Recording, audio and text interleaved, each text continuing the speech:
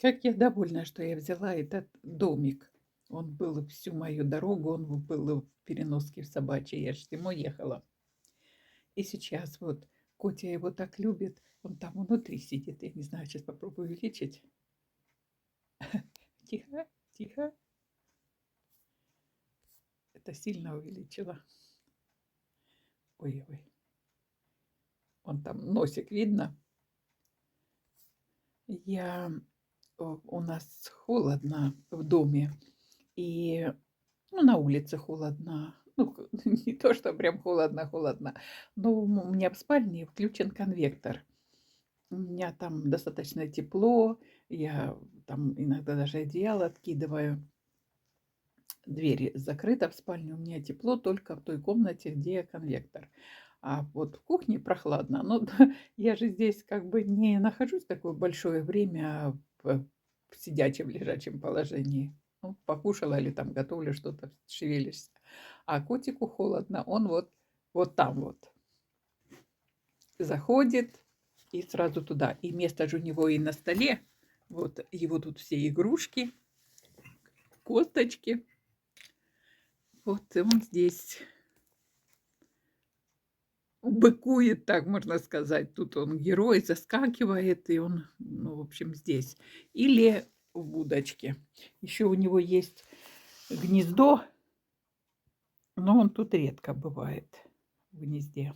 В основном он вот или в домике, или на окне. Добрый день.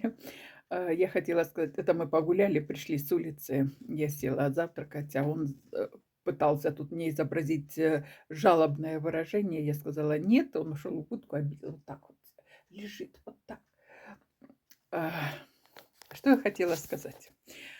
Никто, ни один человек меня не спросил, что же делать на Пасху с теми листочками, которые там писали свои неприятности. Отсюда не я, а вы для себя сделайте вывод, что в принципе, вы ничего не хотите менять. И что это замечательно, это прямо супер-супер, что какие-то проблемы или шероховатости, они меняются, ну, как бы заглаживаются э, хорошими моментами, удерживается равновесие. Поэтому вы умнички, вы правильно живете, все хорошо. Дай бог, чтобы, знаете, больше всего я молюсь о том, чтобы не было хуже. Вот даже о том, чтобы лучше, ну, это будет отлично, но прошу Господа, чтобы не было хуже.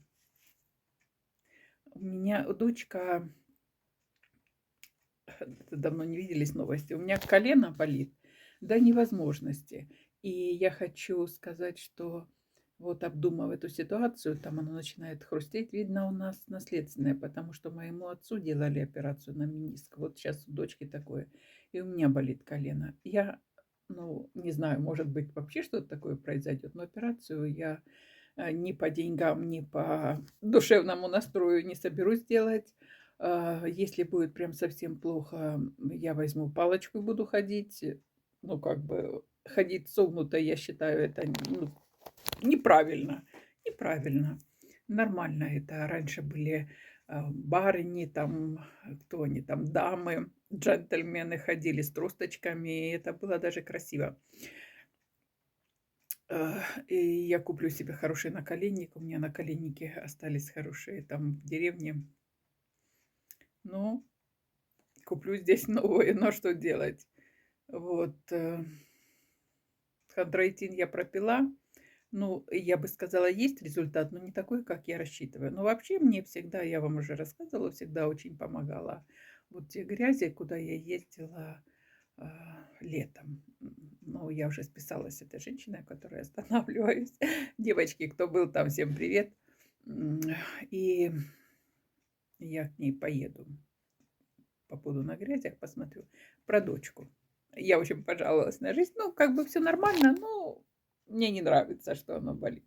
Часики мои, кукушечка моя. Ах, Ремонт продолжаю делать.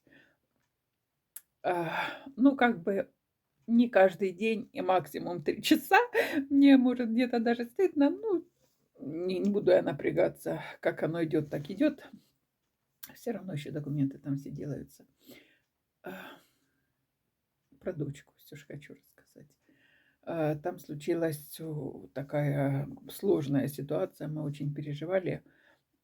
Она не может не работать, потому что, ну, не за что жить. И вот она с этим ортезом, с этим всем, она ездит, работает все равно. Да, она не бегает, но она там тренирует и, в общем, занимается все равно, чтобы не потерять и спортивную форму, чтобы собаки не потеряли спортивную форму. И в какой-то момент она была в ортезе, собака ее вот плашмя бежала и ударила по ноге. И там вот что-то, говорит, как хрустнуло. Это произошло в пятницу вечером, а к врачу она попала только в понедельник, вот в этот понедельник. Это было ужас ужасный. У меня болит колено до невозможности. Я не могу посмотреть, что с ногой, потому что, ну, в этом направлении я не могу посмотреть, что с ее ногой, потому что у меня не норма.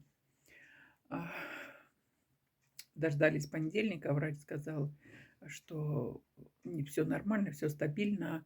А она говорит, хрустит, болит, а врач ей сказал, життя не безмежне. Сейчас.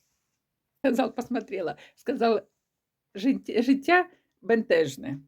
Я спрашиваю, что он хотел этим сказать, но она мне не ответила. Ну вот так и понимай, как хочешь, да, из серии. Ну, в общем, вот такие все новости. Все, я вас провидала. Пока.